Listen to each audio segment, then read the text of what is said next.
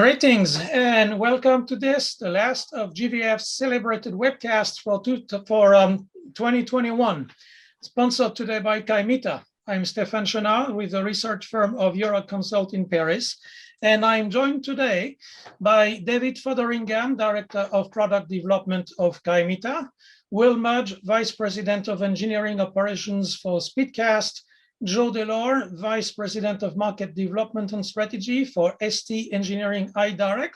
And we are hopeful to be joined by Chris McLaughlin, Chief of Government Regulatory and Engagement of OneWeb.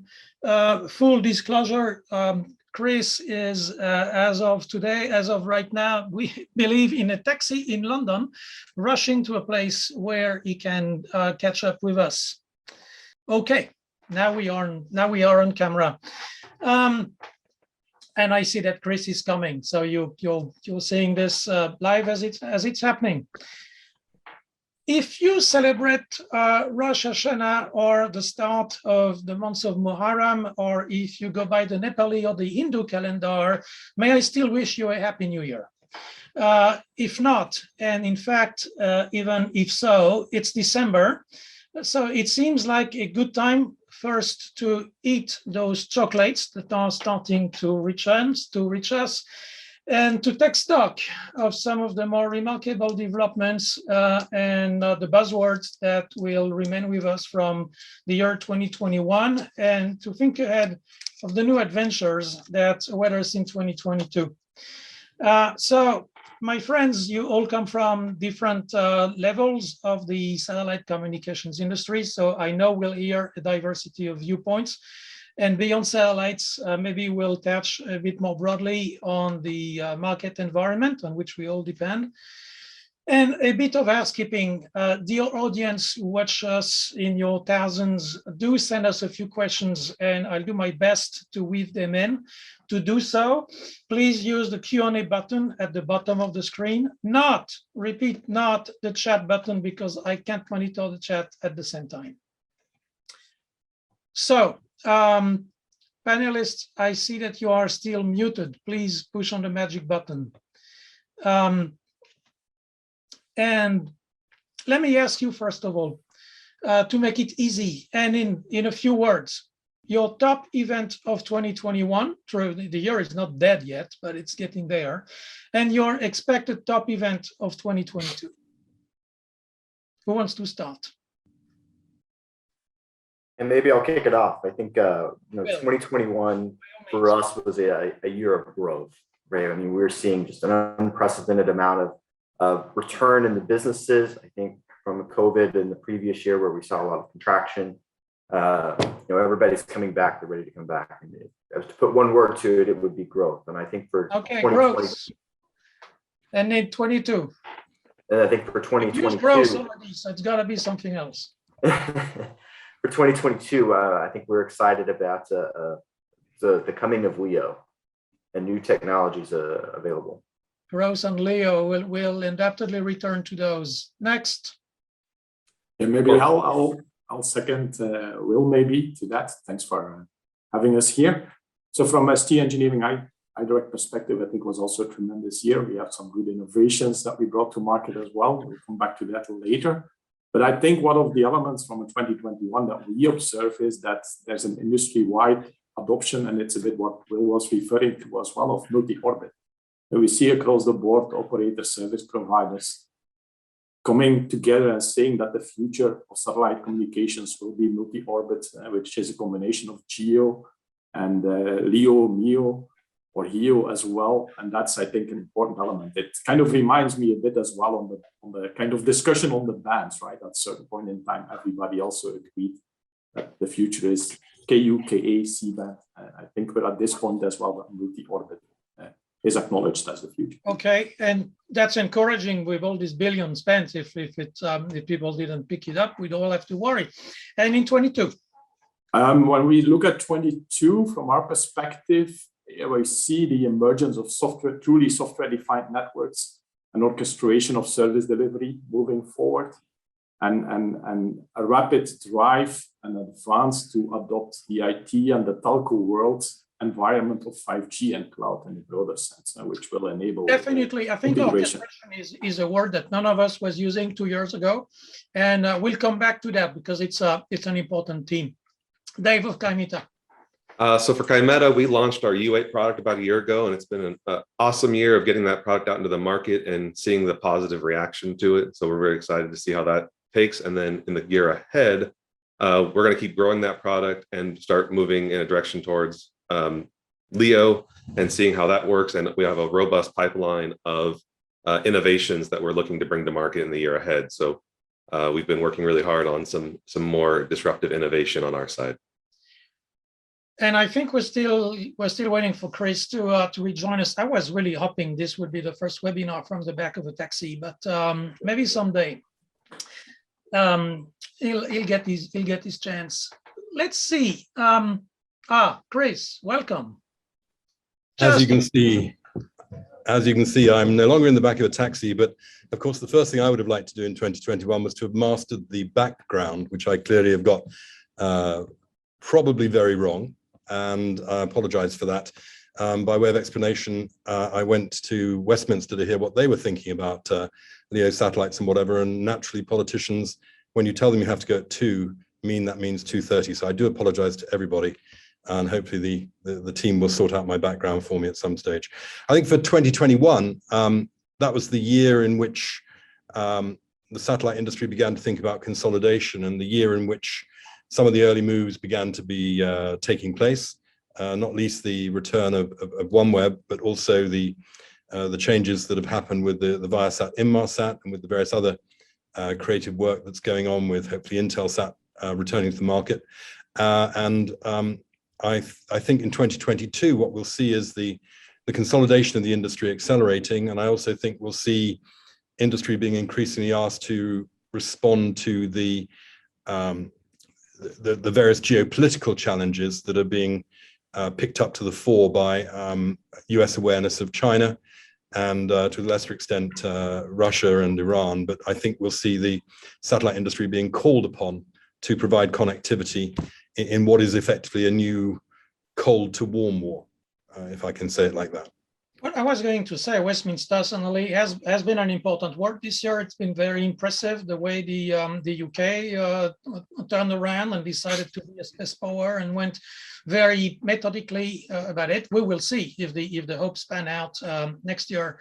But governments in general have deployed a lot of tools to help their satellite industries move forward. And again, it's still a work in progress.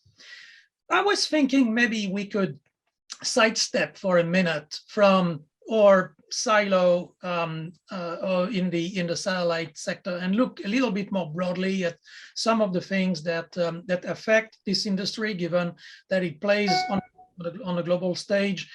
And as I try to list the keywords of 21, definitely there's one that popped up immediately, which was COP26. Not the conference itself. Everybody has his opinion on what it achieved or not. It's just a conference.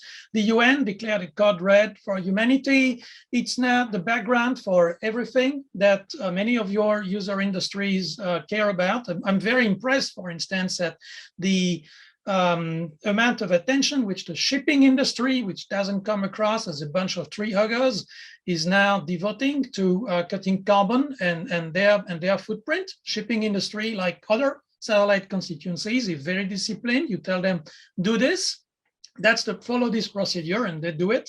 So where do you as a multi-billion-dollar global industry fit in this? Or are you relevant to this discussion, which again is topmost in the mind of the politicians and the voters, and might be what 2021 will be remembered for in terms of where it gravitated in everybody's consciousness? Who wants to grab that question first?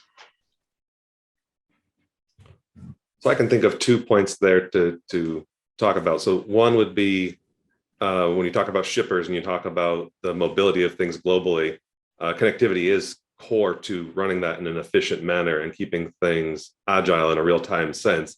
So we get bollocksed up when anything goes wrong in that supply chain. As we saw, it's a domino effect, and it collides back through. So with improved global ubiquitous communication, while mobile, we can be a part of that solution and driving more effective communication there. And that it becomes particularly important as we move to autonomy or semi-autonomy in terms of automation for driving more and more efficiency out of all of those mobility platforms that are moving around the world, moving through the ports, moving through trucking lanes across and rail across all geographies. So that would be one key point I want to bring up first. I think efficiency is a really interesting topic there, David, on it. But another lens to look through is awareness as well, right? I think the more we can raise awareness for these things and put people in the light and see, both the positive and the negative, this company did this or this company did that, I think it's really helping us out. So I think providing that communications framework does multiple things beyond just increasing efficiency. I think awareness is a big piece of it. Beware of greenwashing, true, because the investors, the politicians, they start to pay serious attention to that as well. And it's good to get on the bandwagon. I do agree that to the extent it fosters efficiency in business, the better communications generally goes in the right direction. But let's not. I wouldn't overplay it. Let's move on to other big topics. Let me drop a few big words that have been all over the newspapers in 2021, and let's see who wants to run with it. Interest rates. The days of easy money, which have been so good for business in general, for financing multi-billion-dollar projects, might be starting to fade behind us. Are we impacted, or do we not care anymore because we have all the money we want? If I may, Stefan, as a company that has recovered from 3.4 billion disappearing, I'm rather delighted that we have absolutely no borrowing, because undoubtedly interest rates are going to begin to increase, and they'll impact on those that have heavily borrowed to expand into the satellite industry. That said, there's quite an interesting thing going on, and subject to debate at the moment with colleagues here. There's an awful lot of printed money out chasing assets. And one of the effects of the quantitative easing over the last few years have been probably to drive an M&A and a merger environment that has been unheard of in about the last decade. It was 2005 when I did the Inmarsat IPO. We haven't really seen those conditions for at least a decade now. And what I see now is a lot of, if you want to call it hot money, searching for assets like many of those represented around the table here now. And I think perhaps the coming year won't be the year of interest rates biting. It'll be the year of the printed quant easing, looking to find real things to invest in. And I wonder whether members of the panel will have experience of that as well. But certainly the liquidity is quite an impact that we're going to see. Yeah, I absolutely agree. I think we're going to see integration continue on those levels. I mean, if you look at the Inmarsat deal as a precursor, if 2021 was a year of contraction from COVID and cash strapped and customers, then the next year is going to be the year of growth and consolidation. You think Inmarsat Viasat, it's a very big transaction. First of all, more than $7 billion with, I would tier 1 operators, both of them probably in the top 10 or 15. Is it you think it's a harbinger of more deals to come? Because one could argue it's once in a decade you have to expect a deal like that. The M&A question is always out there, but there's also a lot of resistance to consolidation in the industry. If I may, Stefan, I know others will have views as well. I mean, I wonder if this will get done, frankly. The bid was at $60. I'm just looking on my phone. It's down to 46.46. So the market's speaking on what it thinks. On top of that, it's a very odd one. Is the IMO content that all safety services are going to end up with America? Iridium is GMDSS. Viasat will then be responsible for the first time in its life for the 38-year IMO safety services. So on top of that, Viasat and Inmarsat together, I think, represent the US DoD is #1 and #2 suppliers of KA. And on top of that, I do wonder, having just been in Westminster literally today, what the appetite is for the United Kingdom to lose a key satellite operator. And I do wonder whether all of these matters will come together in the coming year. Well, Chris, you sound like OneWeb definitely has a position on this deal and doesn't have. Stefan, it's not OneWeb. I had 15 years at Inmarsat. I genuinely, if you cut me, I'd probably still bleed Inmarsat. It's a very bad trend of all of us that have ever been there. We all care passionately about the place. And I just wonder if the UK is it ready to give up such a prize, regardless of its relationship with America? Would France do it? Would Germany do it? You know, would others do it? So I just pose the question: will this go through? You know, speaking whether this one completes or not, I don't know that anyone could talk to it in totality. But I think the question is right when you look at the industry, right? Whatever M&A comes about, whether this is the largest deal that we'll see or whether there's going to be other smaller ones. But I think many of them are questioning it at a fundamental level. How do we continue to compete and be salient in a market that's changing so dynamically with the cost of cash as it is today, and with competitors coming into the market, offering different levels of service maybe that have been offered in the past, and the growing trends of communication in the industry as a whole?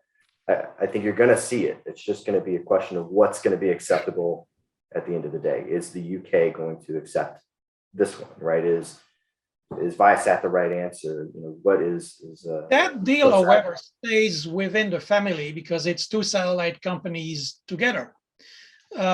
Given the attention that the industry has attracted, one could have expected that big groups from outside of Satcom or even from outside of telecom, leaving aside the investment groups whose job is to buy stuff, would have moved in and made an acquisition. There is something on a somewhat smaller scale going on in Europe now, but between the Spacecom, the Israeli company, and a group in Hungary that's a little bit more diverse. But apart from that, it still deals inside the family.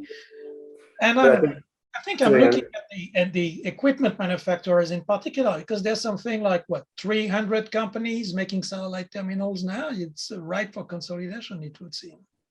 But I think it ties into, probably, I may skip ahead in your agenda, and I apologize, but I think it ties into one of the main topics for discussion, which is what is the country's stake in the satellite industry, right? Historically, and I think, Chris, we talked about it prior, you know, we've been issued orbital slots by country regions, right? And now when you talk about NGSOs and the likes in the changing environment, how much does each of these countries want to be staked into this satellite communications and what it means for them at the end of the day? We can't look at it just from a pure private equity anymore. I think you still have to look at the government trends that include it. Can I ask the panel to maybe take a vote? Do you expect that the M&As will have, because of M&As, the Satcom industry will look significantly different a year from now? Has to. I don't see a path where I don't see a path where there's not more M&A activity or more merger, or whether it's in or outside. That there are so many companies that are bespoke and niche and doing pieces of an ecosystem, and now we're going to start competing with multi-billion-dollar vertically integrated companies, and consolidation is going to be driven out of survival against that new inbound competitor. I see we got somebody in the audience is asking what's M&A? Merger and acquisition. That's pardon or abbreviated N. Okay, next buzzword, supply chain. It's talking of inefficiencies in global commerce, talking of the key economic role of your shipping customers, and talking of your manufacturing operations. How much are you crying for chips, if at all? And what do you make of this situation? Is there a way of profiting from it? Well, I can comment on that one as well. It's a situation that we closely follow and act very closely on as well. It's a very dynamic environment as we speak. It changes rapidly, so we need to react rapidly. But yeah, it's a situation that our supply chain is very close on dealing with as well. It's important that we have good forecasting And with that, we can manage that very reasonably. I think moving forward as well, it's one of the related items as well as we'll see some further commoditization as well, I think, from technology perspective, where we will be able to use some more generic hardware, take advantage of economy of scale, which is a kind of standardization where we have been looking already forward to by a long time from a satellite industry. And that's a trend that we see emerging as well, also driven by the telco environment and the satellite getting closer. And so that we can use more common, let's say, hardware, take advantage of these elements, and then deliver our capabilities more as software-defined capabilities on top of it. So if the equipment isn't there, it doesn't matter because you tweak the software. Well, it gives flexibility, yeah. Yeah. As a manufacturer of user terminals, we made some fortuitous changes just prior to COVID. If we had not made, it would have dramatically impacted our ability to go to market with our U8 product. So we made those changes for different reasons, but they managed to help us escape any dramatic impact from that. So we've skated past the biggest of the impacts, but I don't know anybody in the industry who hasn't had some impact or some delay from the supply chain shortages. And I don't see an end in sight. As I look down our forecasting 6 months, 12 months out, there's no end to these constant ripples that are coming through and saying, oh, well, now this is out. Now this is out. Now we're canceling this line of product because we can't get some key components. So we're watching it, and the ripples are keep coming. This is not over yet. It's a temporary situation also. I think nobody doubts that. Chris. So I do apologize. So I was just going to say that we've all experienced supply chain challenges. There can't be more of a challenge than building 36 satellites a month and launching them into space and keeping the bits flowing. And everyone on this panel understands those challenges. We forward bought and placed orders for chips, but on a geo level again. Think of a world in which China decided to blockade Taiwan. Think of a challenge where nothing got to being hot, but the dispute went to such an extent. I mean, the industry could suffer from some fairly massive shocks, and I think for all of us, we need to be pushing the strategic. I mean, I think the most interesting thing I've heard this morning was a view from UK MOD, who said that their new strategy is own, collaborate, or secure access. And I think that knocks on for everybody here. And in every single country, they're going to be looking to the suppliers and the supply chain. And the first question is, any China in it? Because if there is, that's over. And the next question is, how do we get what we want without having to own everything? So I guess the panel is experiencing this as well. Don't tell me that you buy any of your chips from China today. They've been out of the equation for a long time. We don't have any Chinese chips. Of course. Yeah, They probably make very good chips, but they're just not selling them to a lot of NATO-based customers. No.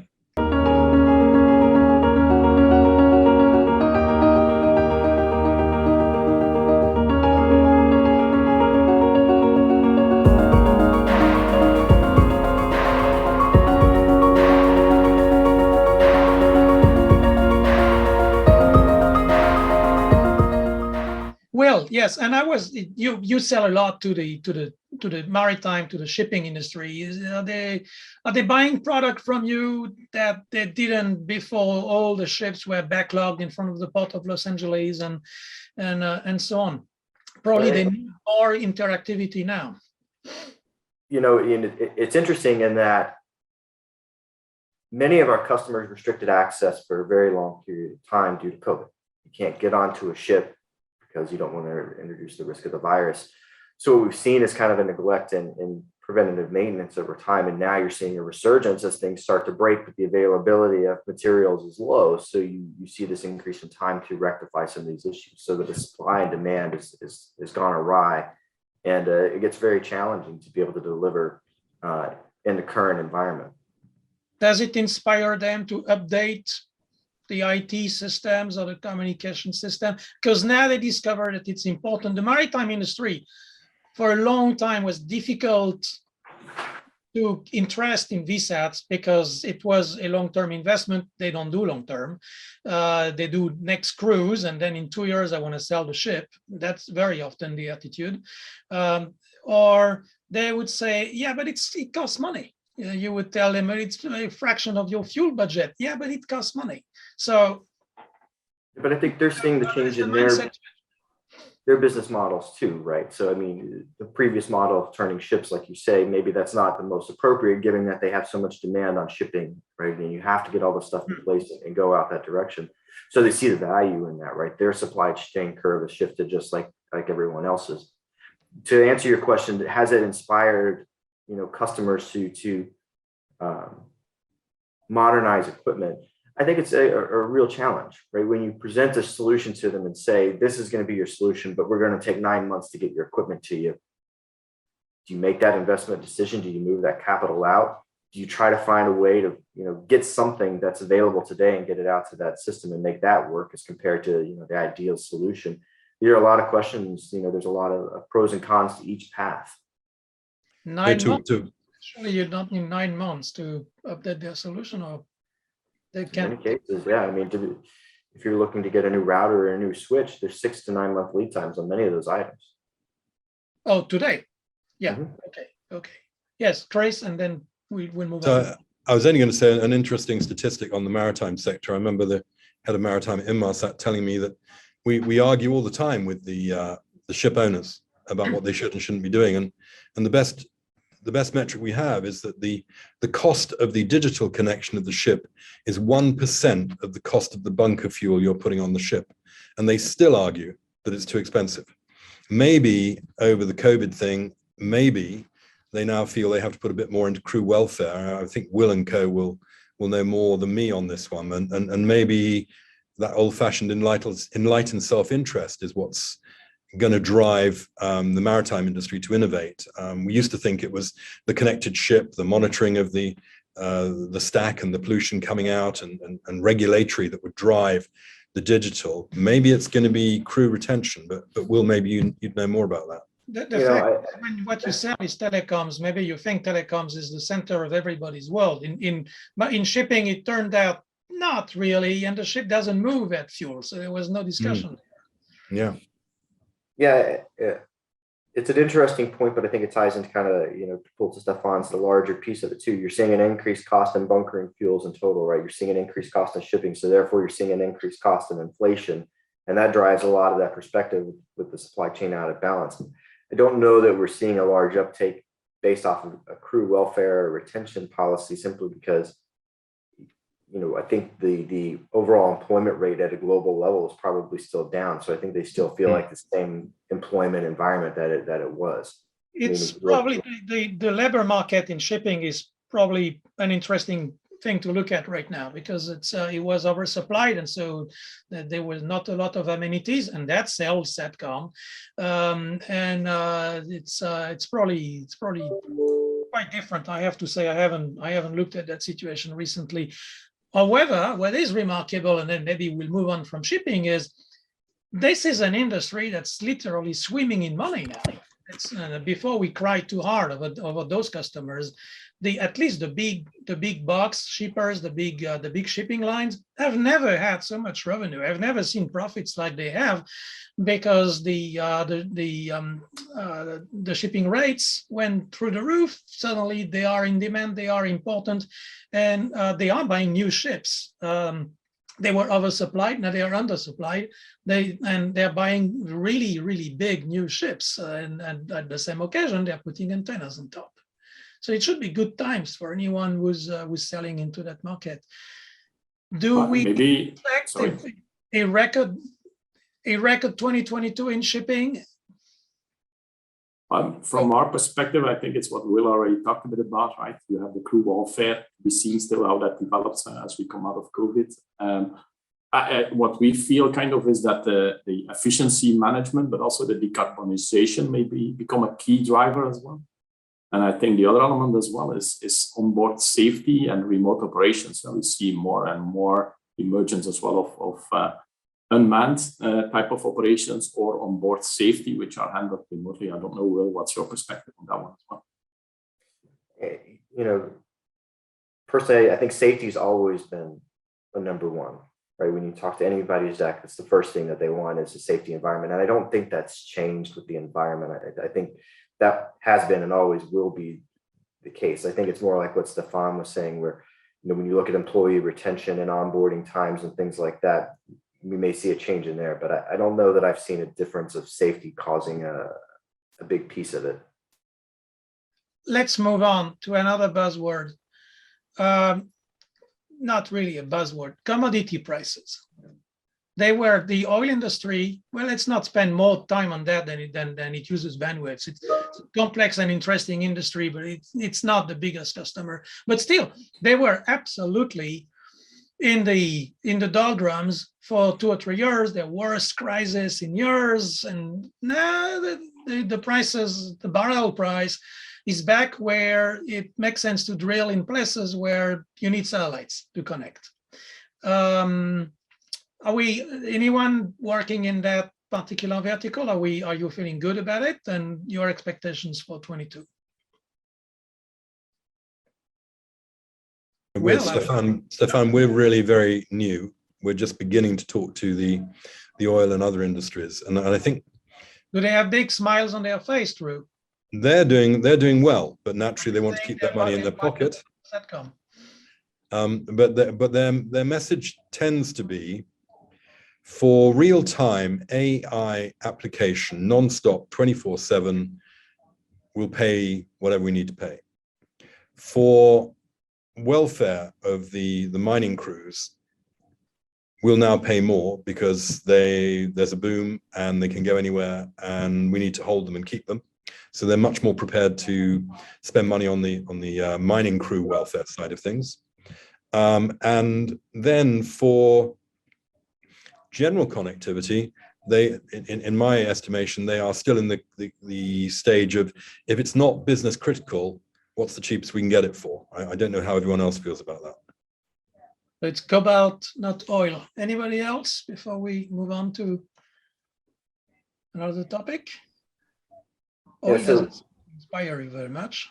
Well, yeah, I think, you know, as I opened and said, I think growth in general, right? We're seeing all of the customer verticals grow, right? We're seeing a return back to open and full communications. I don't think you could pick any particular one and say that it's growing more than any of the others. We're seeing it across all of it. Oil, you're seeing a resurgence in the price per barrel, right? In cruise, you're seeing cruises restart, right? You're seeing people want to take vacations again.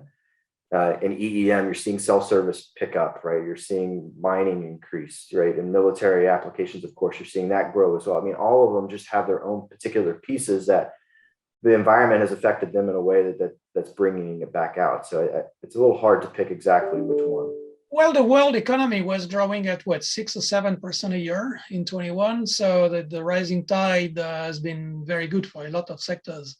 Next buzzwords. If I don't mention that, the audience will kill me because I see questions stacking up. And one name in particular that I'm not going to repeat here is showing up quite a bit. Mega constellations. I think a year ago we would have known what a mega constellation is, but we could not. We wouldn't have had a list of a dozen. There's quite a few observers of this industry are thinking that you guys are a little bit crazy in the head now. What's going on? Should I put my guilty hand up first, or would somebody else like to join in first? You're a party in this. Well, I'm curious about what the others would say. So I think there's a couple of answers that have, a couple of questions that have come in, right? And maybe I'll try to answer them as best as I can. I agree. Like I opened with, I think next year is the year of the mega constellation, right? We will see them start to come online in a much more impactful manner, including some of the representatives here within. It is going to have an impact to business. You're seeing it already, right? And you're seeing it in how the M&As are driving, right? You see where companies are trying to invest their money and how they're going to adapt their commercial models to account for a new incumbent that's coming through. But at the same time, and we get this question asked all the time too, you know, does LEO make GEO obsolete? And the answer is no. right? There's still a market for GEO. The satellites aren't falling out of the sky, and there's more demand than can be met at the moment. So it's going to be a new adaptation into how we create a business model for all of us that includes these new technologies. It's really quite neat to see. I think the part that I'm worried about, and I'll probably set the floor for Chris here a bit, is still at a COP26, right? At a total global level, how do we as planet Earth come to work together when we have these very very needed assets in an orbital plane that can be very easily disrupted by, I don't know, a missile test? Well, let me put it this way. And I'm getting a notice here that my connection is unstable. So apologies if there is any glitch. Let me put it this way. There's a bit of a chasm between the people who do worry about the climate, the environment, the water, the food security, and so on, and an industry that spends billions of dollars to launch big rockets full of satellites, in part to supply military aircraft, super yachts, and some of the most polluting industries on the globe. So I'm not everybody that has to be done, but it's sort of, the connection is not necessarily an obvious one to make. I don't want to spend more time on that than needed, because we were on the mega constellations. What if they don't happen? What if they happen and they totally swamp the supply chain? What if the investment community judges the rest of you by how those very visible animals are doing? That would be my ideal present for 2022, because OneWeb will be built by the middle of 2022, and we'd be thrilled if the investment community looks at the mega constellations and decides, you know what, there's nothing here. Well, I mean, and at least one other project, but there's what, at least it does. Well, if you looked at his announcement yesterday to all of his staff about working harder 24/7 to get the Raptor engines built in ever bigger volume, he was telling them, guys, if we don't get more engines, we're going to go bust, because my model is not 4,400, it's 30,000. And it beggars belief that anyone is going to allow 30,000 satellites into 550. Well, their range is between 350 and 600 kilometers above the Earth. When you are in the space industry, you don't do anything small. Well, we've got a 550 global network that won't get any bigger.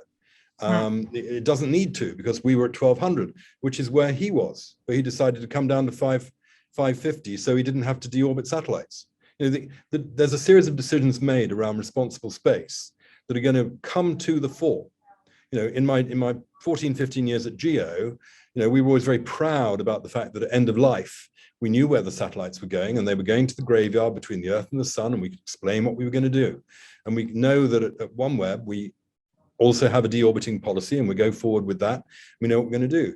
And at no stage did we ever think, well, we'll just let gravity take over and they'll burn up in the atmosphere. So there's a major challenge coming ahead on whether society will allow the mega constellations to do what they want to do. If you look at it and you go, well, hang on a moment, so you've got 4,400 SpaceX, okay, FCC is okay, they're going to do it. 3,500 Amazons if they get around to doing Kuiper. Then you've got 337,000 Rwandans from Greg Weiler, maybe. You've got a filing for just on 200 from Inmarsat that got slipped out the other day. You've got another German filing for another SpaceX package. And then on top of that, you've got the Chinese with the 5 Chinese programs that are currently being looked at the moment. There's no way, one, that there's the need for that capacity, or two, that they'll all get built because there aren't enough rockets to launch them. So there's going to be some degree of, have to be some degree of market reset and some degree of realization that there aren't the rockets up there to launch all this. So right. I would, and then Dev, I'll give you the floor, but I would caution that 20 years ago, there was an internet bubble. A lot of companies went bust. 20 years later, there is still an internet. A lot of submarine cables got built. That was a bubble that were empty, and the companies crashed, and they were fish food for a while. And now there is still an internet and more submarine cables getting built. So it's not necessarily except that the fiber doesn't degrade over 5 years. It doesn't, but it's dissolve. not really a fatal problem. But you're spot on. The global crossings and all the rest, absolutely right. Dave, you were Yeah. So on the demand side, it's clear to me, and from the customers I talk to, and beyond the traditional market satellite has served in the past, that the demand is growing exponentially. So I definitely see growth continuing. Do I think all the players who are currently promoting and raising capital on building new constellations will make it? Absolutely not. Some of these business models are just not financeable, or if they are, it'll be a part of a bubble that bursts here at some point.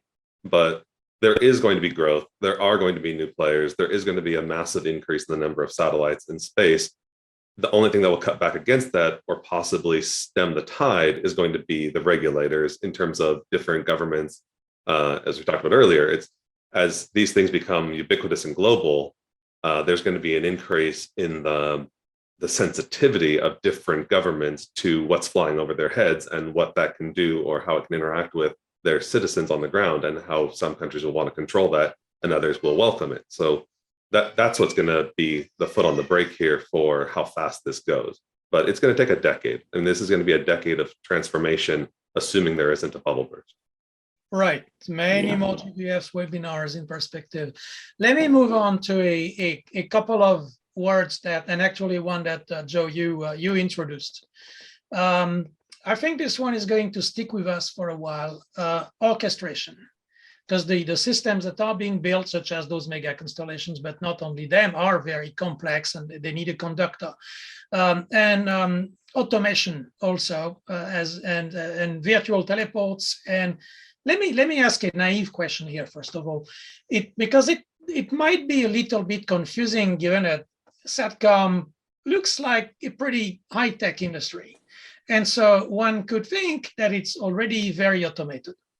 But if automation is a new trend, then it suggests that no, a satellite link, actually standing up a link between two VSATs, involves a lot of guys in hard hats who push and pull levers and push buttons and turn cranks. And can you explain what's being automated, why it's a novelty, and what we can expect in 22 in that regard? Yeah, well, that's definitely a good topic. And like you say, indeed, right, it's driven by the innovations of many of the aspirational mega constellations, if you want, as well, right? Because just piggybacking on the topic, it has sparked a lot of innovation, which is rippling through as well into the geo satellites and so on. One of the elements which is now very important is the fact that we can digitize, let's say, almost completely the end-to-end solution, right? So we're coming from a time that we had very static resources, and now we are moving to a world in space, but also on the ground. And it's also driven by what's happening in 5G and cloud, if you want, that everything becomes virtualized and digitized, if you want. And it's so what's not really changing? How much improvement, how much scope for improvement is there in the SATCOM infrastructure today? But you have to see it from that way, right? We're coming from a time that everything had to kind of be defined, then manually agreed, configured, executed before the service is up and running. And I think, Will, that's definitely something that you can comment on as well. With all the new capabilities coming to market now, as we see from 2022, a lot of these things can be automated up to a certain level and can be executed in real time, right? So that means it allows to activate a services which is more tailored to the customer. If you see if it's a cruise line or if it's a telco, he wants a service or another service tomorrow in a certain area, we can allocate now on the fly the resources in space, in the ground segment, deliver the services end to end in a more optimized way than ever before. But I think more importantly, also in a way which is also adopted by the, let's say, the telco and the IT world, right? So they don't, in the future, the way to set up an end-to-end service and to monitor and to assure the SLA will be what they are used to do. Well, we are coming from a time that we were very satellite-centric and we did our own thing. And that's the element that we see changing. This industry was handcrafting things, and it was a little bit jewelry, because it was all bespoke solutions for special customers. I'm getting a question, a little bit of heat, and from someone who knows this industry very, very well, on today we have 4 proprietary VSAT systems, no open standards. It's all proprietary this and closed system that, and so and it comes from someone who buys those systems. So I'm not telling you anything you haven't heard before, but how fast is the industry moving toward making it easier? And that last maybe, well, since you're between the equipment vendors and the end users in this, and you're a buyer yourself. Yeah, I think to answer the question directly, it's still a bit of a dream, right?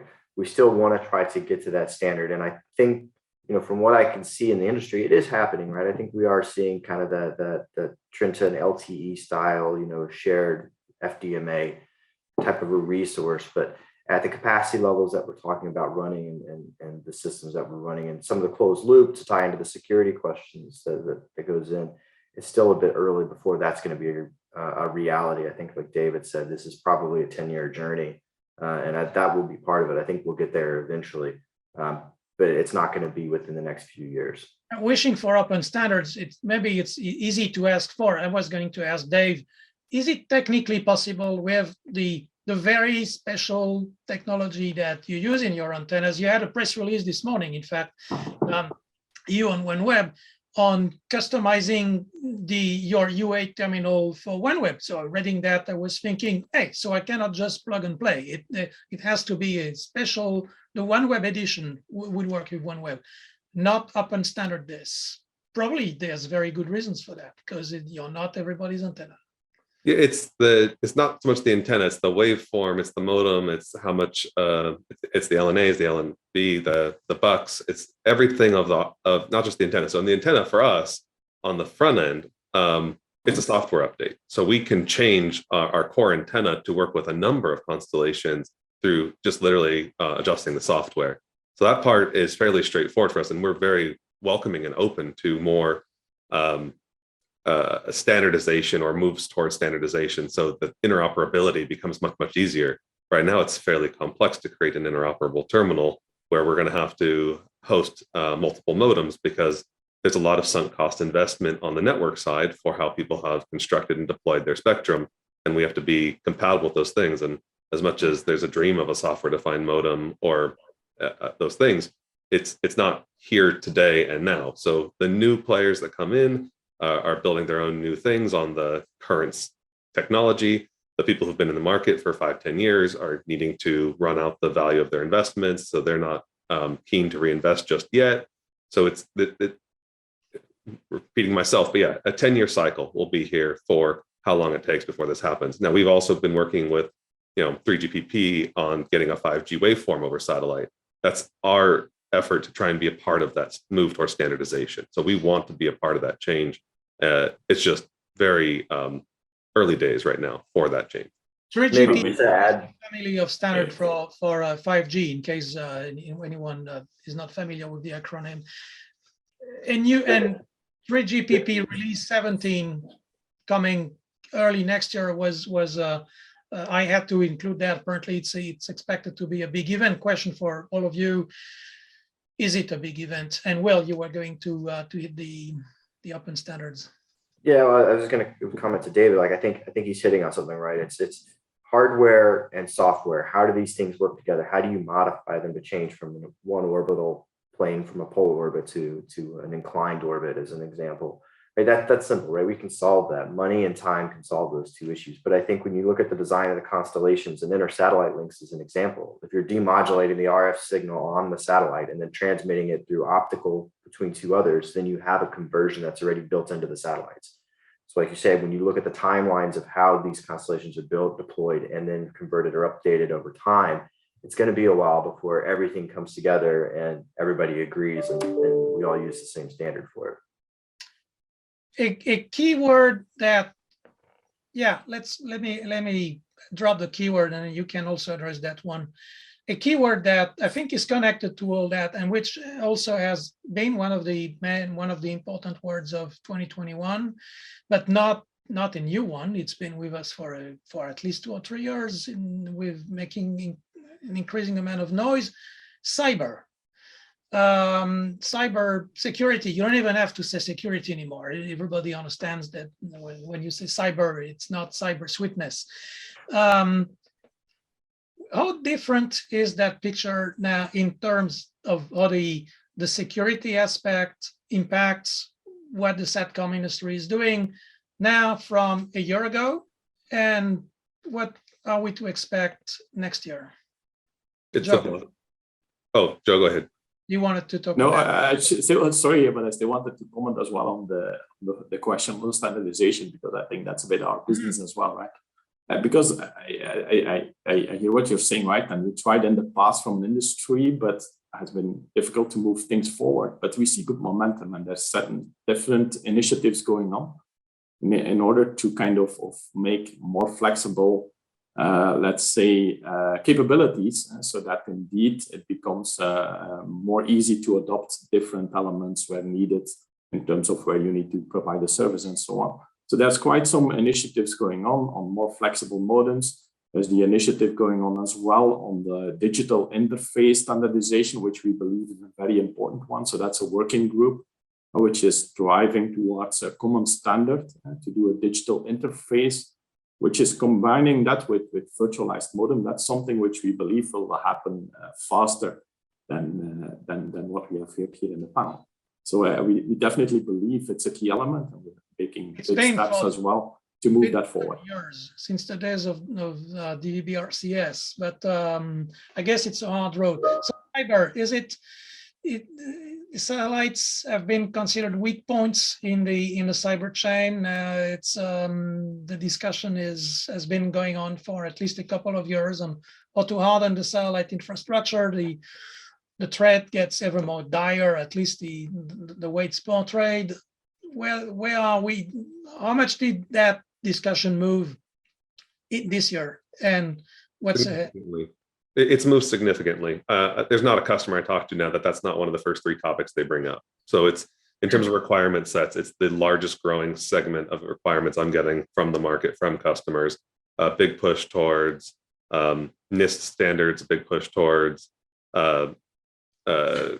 just ISO standards in terms of how we get to a more unified security minded world. And it's end to end. It's the user terminal. It's the actual interaction between devices in the user terminal. It's the end user devices attached to the terminal. It's the link. It's intercepts. It's on the spacecraft. It's at the teleport end and in the backbone and in the cloud. So it's everywhere. And we have to answer and address every layer of that in terms of how we respond and how we secure our user experience. And progress has been made. Okay, do we agree on that point? Yeah, we also see this as a major element as well. Also, protection against interference, deliberate interference. We're serving, of course, the defense markets as well. With SATCOM technology, this is a key driver. Cybersecurity and resilience is top priority. Chris, is it the first thing that you hear from those committees in Westminster that you spend? It is the first touch point. The first question is, have you got ground stations in Russia and China? The first question is, how do you secure them? Then, well, what happens if they've got a POP? And where do they get the access for the terminals? Do you share your terminal designs with countries other than those that we want you to share them with? What levels of concerns are there? What additional layers of security can you do over and above what you've already done? Is there any China in your network? I mean, the questions have changed, as everyone's saying. They've changed in the last year. There's a big difference going on. And just in case anybody's confused, do you have terminals in China and Russia? No, and we had to get people clear that we don't. It's always good to close that loop. Thank you. The telecom industry, however, all the internet infrastructure includes Russia and China. So solutions have been found time and time again on how to compartment things and firewall and make sure that the common infrastructure works, because every single country has, before we beat on too much on any particular nation, has their likes and dislikes. Sometimes hard to figure out. It's a very difficult thing, Stefan, just to say that we don't have them in Russia and China, because so far they haven't decided to grant market access. So we're not going for the deniability because we believe we could put the encryption into place, but the individual host nations have yet to make a decision that they would let any of us come in. So it works on both sides. It does. I'm getting a long question here on whether the satellite industry really has to bend backward to accommodate the 5G standards. Whether it's it looks like an interesting question, but it would seem there's a lot to gain. I'm not sure what concessions are being made, whether it's there are impacts on the satellite standards themselves, but any reflections on that point? 21 saw a lot of successful demonstrations of 5G interfacing with satellite. Overall, it all looked like good news, but I'm wondering if there is anything perverse that might creep into the satellite industry's way of doing things with the very specific tools that it has and the very specific physical environment it has to take into account. On a spectrum level, sorry, David, do you go ahead? Please go ahead, Chris. Yes. Very, very quickly. On a spectrum level, back in my old place of employment many years ago, when 3GPP was just an initial thought, we thought we would join those subcommittees and follow around the world and do that. And this time around, we wouldn't get stitched up like last time. And what we find going around the world is that regulators have got in mind to try to pass more satellite spectrum to the 5G world of mobile. And so if we're not part of the 5G, we're going to find that they've found more reasons to take the 28 gigahertz around the world, even though it's allocated to satellite, and give it to mobile. I mean, there's a lot of spectrum banking going on, but David, take over, please. Next year is going to be the year before the World Radio Conference of 2023. Expect spectrum to be a keyword, definitely. But I'm not hearing a lot of preparatory footwork from the satellite industry. The last time around, the operators woke up a little bit late and just in time, maybe. But I think it's on the shopping list. I've seen SOA looking at it. Certainly, I imagine that SIA and others are also looking at it. But there is a dilemma. I mean, in the UK, for example, sold off the 28 gigahertz back in 2000 and whatever under the Labour government, had it confirmed under the Conservative government. It's gone. So that makes it very difficult when you're talking to the Indian government and saying you really do have to protect the 28 because they've already done the 26 and the 27 for mobile. And they say, what have your host nation done? And you can go around, well, they've done this, but they did it a long time ago when they didn't think it mattered. There's not a great understanding of spectrum. I mean, Stefan, you're spot on. It's really important. Yeah, I watched it happen with the broadcasters in the 2000s and the 2010s. Here in the States especially, they didn't have a strong argument. They didn't innovate. They weren't allowed to move to digitized standards fast enough, and they weren't allowed to move to digital media. And so by that blockage, they could not innovate regulatorily. Therefore, they were cannibalized, and the spectrum was moved off to the telcos. And the same is going to happen again here if there is no consolidated effort. So we kind of glossed over the release 17. So release 17, we're part of the NTN working group. 17 is just a first step. I mean, there's so much in what is 5G. So spectrum is a big piece. Spectrum is first and foremost. It's the real estate. If you don't have the real estate to build on, there's nothing to build. So we have to have the spectrum. We have to keep our spectrum rights in satellite. So we have places to build. So we have, KU, KA, C-band's gone now for the most part, and KA is being encroached on because of how well it works for that. You can already read in the FCC regulations around how they've deployed 5G in 28 that satellite is secondary. So it no longer has priority to that. And the way you read, the way that the letters are coming out, the important orders are coming out, it's satellite, you need to show how you're not going to interfere with cellular now. So we already become secondary for KA band. And so we'll see what happens in Q and V band as those become commercially viable spectrums in the future. But yeah, we have to stay ahead of the spectrum game.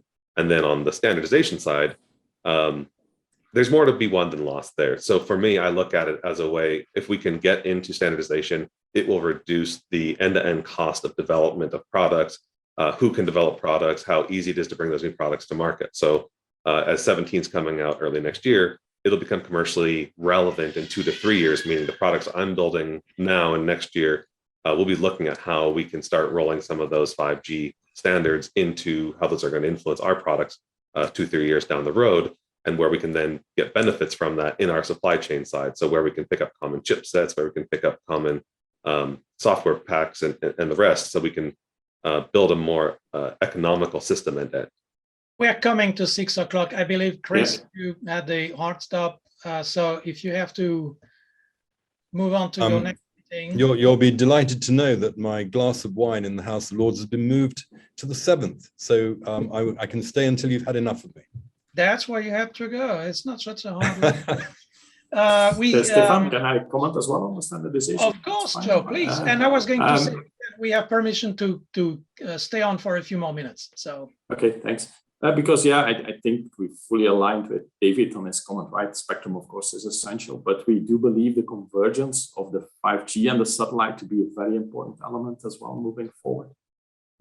So that's going to be a key element, and like David was saying, we're also part of these standardization efforts, and that's making steps in the right direction. And we definitely see that moving forward also to bring benefit to our industry.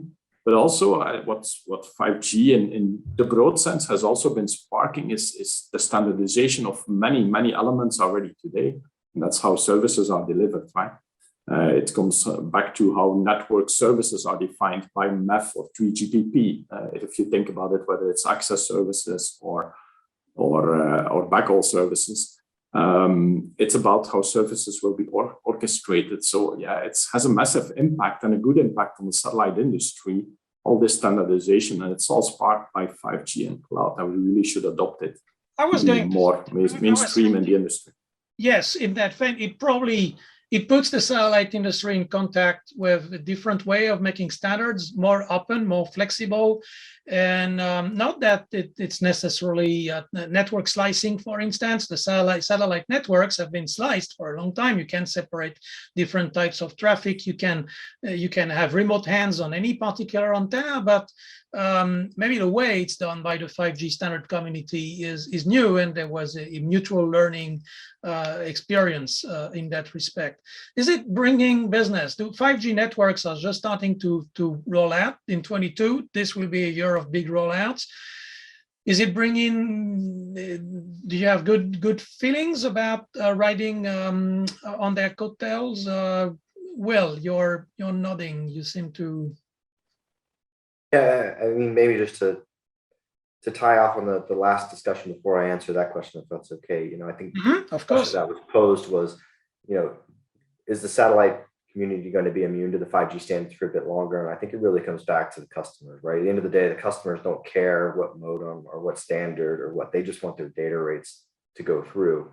And right now, I think we've been immune to it because we've had data rates that are higher than what 5G can provide, right? When you look at what we can service, we're way above it, right? And when you look at it like a cellular customer, my phone as an example, or all of us, right? We've grown well beyond what LTE can provide, and we need 5G as our next growth path, and that's why it's so in demand. So I think we'll continue to be kind of following our own paths until we've grown beyond what, or we have a need for what bandwidth beyond what we can provide with our current technologies, and when those standards finally catch up to us a bit, I think is the best way to put it. And then that ties into the growth question, right? Does 5G present an opportunity for growth to us? And I mean, from our perspective, 5G is kind of an evolution of LTE, right? You provide that cellular service, you can get more data rate on it, you can get more distance or more availability out of it. But at the end of the day, where we're at in many of these remote locations, you're still not going to get a cellular service access to it. So it may provide some opportunities when you're getting closer to shore or near where you have a cell tower or a 5G tower. But for the most part, it's an evolution of technology like anything else. It's another growth path, but not necessarily one that's going to, have a dramatic impact to us other than stealing our spectrum from us and causing interference at teleports and the likes. Stealing our spectrum. Thieves. Yeah. No, I think it's always a fight, right? Every 5 years, and so it's I think not. It's time now to get, from your standpoint, it would be time to get the kettle boiling, because it can take a lot of time to boil. And ISOAD, as was mentioned a moment ago, is a trade association for the satellite industry. That's nice, but it's expected to defend the satellite interest because it's the association for the satellite industry. You all need to get your ministers to speak to you and to get non-satellite people and your customers and so on, because behind the satellite industry are a lot of very powerful entities, all the oil companies, the ministries of defense. You can pretty much walk into their offices because you provide those critical links. But when they need to help, if they have to help, they have to know a bit of time in advance.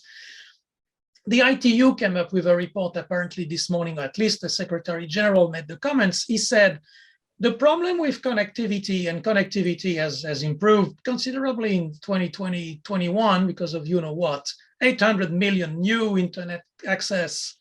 It had never grown like that in a year. We all know why. But he said it's not a problem of coverage anymore, because the coverage it's way more than the proportion of internet access. The problem is price. Price has got to come down. And if satellite systems can fill those white areas and fill those gaps, the price question has got to be addressed, or it's not going to address the big question of access, and it's going to keep having its spectrum stolen, to use those words, you can't really steal spectrum because you can't own spectrum. But leaving that aside, broad question, but the price question is front and center, I think, on the regulatory debates that are coming next year. Who wants to comment on that? No, Stefan, I think we have a shareholder, Airtel, and Airtel has specialized in Africa and India and Asia with affordable mobile connections. They built a multi-billion business out of doing that. And our chairman has a foundation which supports children at school and even feeds them, because they worked out hungry kids can't learn. And his message was, we have a unique opportunity to do something using satellite to help connect the unconnected and to drive change and to do good. But we need to make sure we've made enough money to be able to support that infrastructure, because satellites are an expensive route until you add up how much all of the masts and all of the copper and the fiber cost to actually put in and around the ground. And there's a big upfront cost. So for the industry, part of our argument is a difficult one, but it is, you've got to allow us to make money in certain areas to do good in others. We are not, as far as I'm aware to date, a social service. No one is writing us a check saying, please go out, launch a $600 million satellite because we really feel we need to connect up children in X, or we need to provide a health service in Y. So satellite needs to be successful. And it's only scarily 35 years or so since I knocked on doors in small radio stations around Britain and introduced a new thing called the mobile phone. And back when I introduced it, people said to me, variety of questions, where does it plug in? And you would explain it didn't. Who will want one when they cost £2,000? And I should explain I was earning £6,000 a year at the time, to give you the magnitude of the challenge. And who on earth, apart from yuppies, is ever going to afford it? And so the affordability argument went on for a long time. And then suddenly there was a flip over when mass got to the point of usage. Now, maybe satellite is reaching the point of, or is hopefully reaching a point of mass where it also has to be included.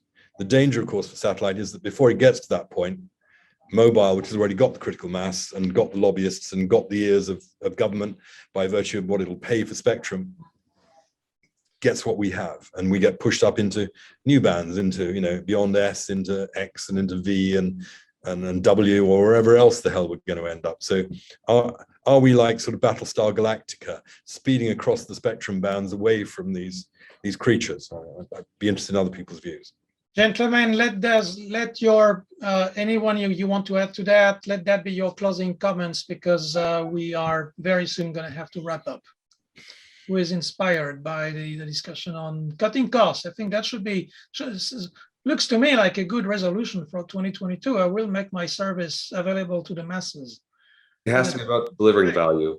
If I can jump in on that. So cost cost is relevant in the sense that what is the willingness to pay factor against the thing delivered? So if you're delivering low data rates at a very high cost, you're not going to stay relevant. If you're delivering high data rates at a reasonable value for the utility it provides at an enterprise level, you have a story to be told in 2022, 2023 and beyond. It's not ready yet to be a full consumer product that's available to everybody. That's what comes at the other end of this transformation. And a lot of it becomes benefits the consumers indirectly also. Yeah, Joe. Sorry, Joe. Go ahead.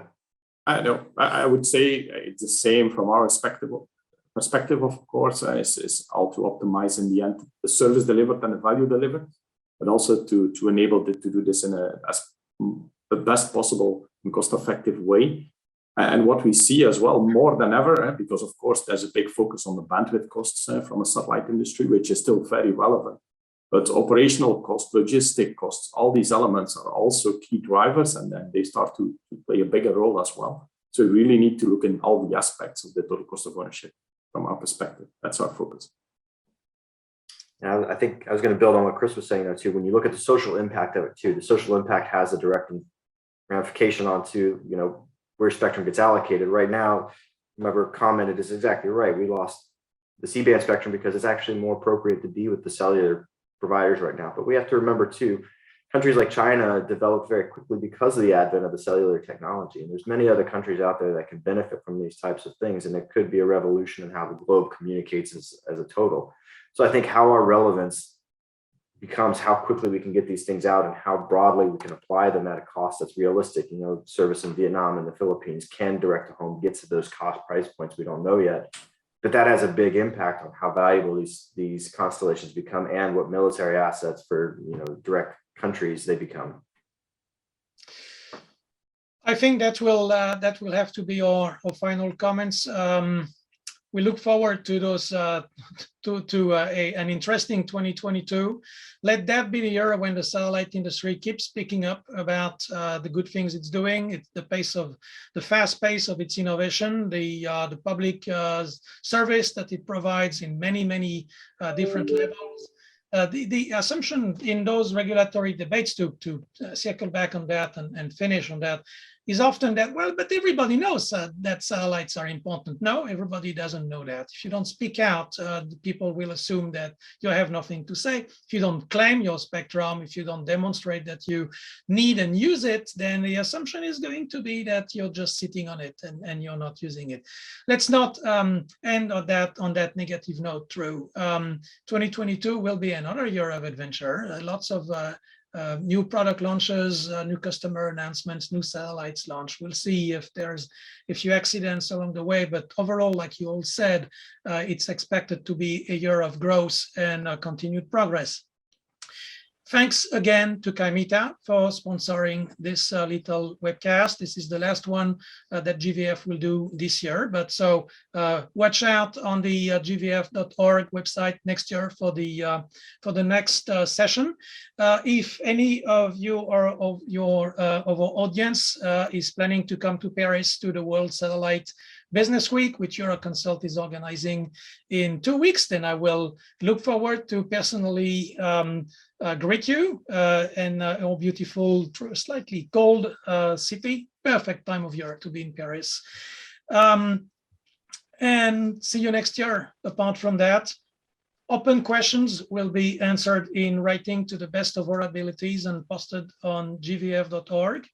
And with all that, thank you very much for being with us. Thanks, Chris, Will, Joe, and David for your time and your insights and your thoughtful comments to my stupid questions today. And thanks to GVF for organizing this. Good evening.